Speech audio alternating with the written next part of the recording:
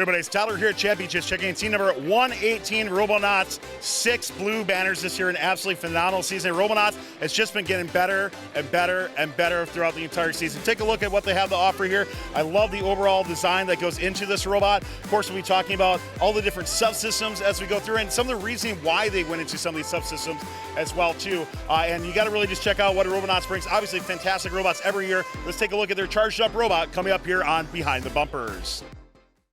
This video on First Updates Now is made possible by viewers like you and also the following sponsors.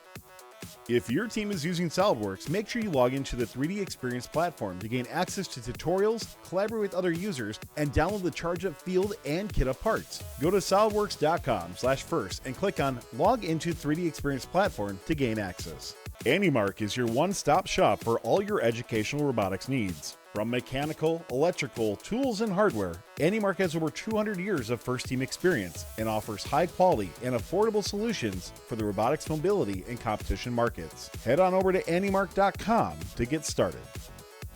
Alex, we're going to start off with your robot here, talking about your intake. There's a couple things I really want to highlight on this. One, it kind of looks like you're doing almost like a V shape on it, so I'd love to hear more about that. And you got the interesting, I don't know, is that like a sponge foam intake roller? I'd love to hear more about the material too. Yeah, so I'll start with the rollers first. We ended up prototyping multiple things this season, and we wanted to find something that we knew would stick to the cone very nicely, but be able to grab that cube as well and not worry about popping or tearing anything up. So we ended up going with a tile grouting sponge. They're super robust, super durable, they're not gonna break super easily, and they have a nice gripping texture to that cone. The second thing I would like to highlight is our V-shaped vector of the roller. That allows us to more accurately pick up cones from multiple directions and get that cone base into the back. So it allows the cone to come in from almost 180 degrees. The last thing on our intake I really want to highlight are what we call our flippers. So once that cone, once that cone base gets in there, the flippers will grab it there we go. It works when it's on the floor and there's pressure on it. Allows that cone to get in there and go off into the handoff position in the same place every time. It secures the cone while we're going through our handoff motion. Are you guys doing any sort of sensors in there for when a cube or cone comes in to get any feedback on that? Is there? So we do have one limit switch back here. It's pushed with a plunger type mechanism. It only works in cube mode. So our robot has 2 modes, cone mode, cube mode. It's up to the driver to determine that. When in cube mode and this sensor gets pressed, the intake knows it needs to stop rolling, close the flippers, and go up to the handoff. So as we continue on here, I got to ask, as we go into, I do see, Jackie, some suction that's happening here. So I see the pneumatics coming through. Are there suction cups behind you, or what's going on back here? Talk to me more about that. So our robot has these what we call swipers, and so they're little suction cups, and they're off-the-shelf suction pumps fitted with a 775 Pro. So they're part of the battery plate itself, and they are just these McMaster suction cups, and they work great for stealing cubes from other opponents' loading zone, because it does not extend outside of our frame perimeter. Sometimes it's just the threat of us stealing cubes, being able to steal cubes, deters the other team from overthrowing cubes in the loading zone. No, I love the strategy that goes behind this. Well, was that something that was on your robot during release, or was that something that came later on during comp season? So no, this did not come out until after our tournament at Houston, or at Magnolia. Sure. And it was right before Space City. The entire subsystem was put together around 24 to 36 hours.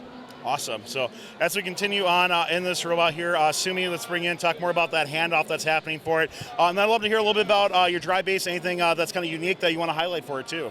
So going into the handoff, we kind of have this entire middle section of our robot as open space for our handoff. 118 kind of has a good history with handoffs.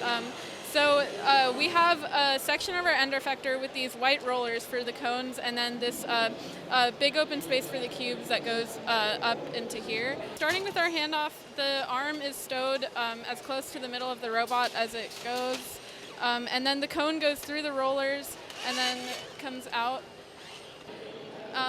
And so that's kind of how our handoff works. And going further into our drivetrain, So we are running SDS Mark IV modules this year with an L2 gear ratio. A lot of thought went into that decision. While it is a slower speed, it's helped a lot with keeping our robot steady as we sprint across the field. Other things that we've used to help with the CG, as we do have a pretty tall robot, is we added a ballast weight to the bottom of our robot. It's about 7 or 8 pounds, and then we also added a stainless steel belly pan. These are two things that we added after our first competition to kind of help more with the tippiness that we were seeing. And one thing I was to mention, I definitely noticed that. Like, I didn't know you added ballast, but I definitely could see that difference between your competition as well too. So I'm glad to hear that has been working out for you. Thank you. Yeah. So our entire base was kind of designed around keeping our swerve modules as far out to the corners as possible and optimizing space on the inside of our robot for the handoff that we were planning to pursue, and the wide intake that we have. So our swerve modules are actually mounted backwards. We have the 8 holes facing the inner corner of the robot, and then our bumper mounting has a bracket that goes over, that has a lip that goes over the plate on the swerve module, because last year we kind of noticed that we were seeing issues with the plates bending towards the mounting holes, and so we have this lip over that keeps it down, yeah, that's how we optimize space on our drivetrain. As we start to continue on this robot and wrap up a bit, I noticed you got the little blooper up here, Jackie, so talk to me about how that's been working out for your team. This is a little bit, I think, more unique from what I've seen some other teams doing as well. I love that as well, too. Talk to me more about that addition. So this is a blooper, and it's a single-use mechanism only for Alton, and we can bloop really fast. As soon as match starts, it's already off, and this allows us to finish Alton a little bit faster and get more stuff done in Alton. And so as you can see, it's mostly 3D printed for lightweight, and carbon fiber rods inside also for lightweight. And then we have these spring adjustable threaded rods for adjustment, and the hard stop is also adjustable. And so the mechanism that releases this mechanism is a drone fishing payload release. And it's just a little servo with a pin that controls the release, and it loops back in here, right here. And yeah, it's been working out great for us. Congratulations on a great season. Like I said, 6 blue banners, an absolutely phenomenal season for you. So wish you best of luck here at Worlds as well too, and thanks for being an awesome inspiration to the FIRST community as well too. Appreciate it. This video on First Updates Now is made possible by viewers like you and also the following sponsors. AndyMark is your one-stop shop for all your educational robotics needs. From mechanical, electrical, tools, and hardware, AndyMark has over 200 years of FIRST team experience and offers high-quality and affordable solutions for the robotics mobility and competition markets. Head on over to andymark.com to get started. If your team is using SolidWorks, make sure you log into the 3D Experience platform to gain access to tutorials, collaborate with other users, and download the Charge Up field and kit up parts. Go to solidworks.com/first and click on Log into 3D Experience platform to gain access. Don't forget to like, subscribe, and ring the bell to stay up to date on our new videos. Keep the conversation going and provide your input to our content. Watch our live shows at twitch.tv/firstupdatesnow. Join our Discord at discord.gg/firstupdatesnow, and check out Fun FTC on Facebook, Instagram, and Twitter, and First Updates Now on Facebook, Instagram, TikTok, and Twitter.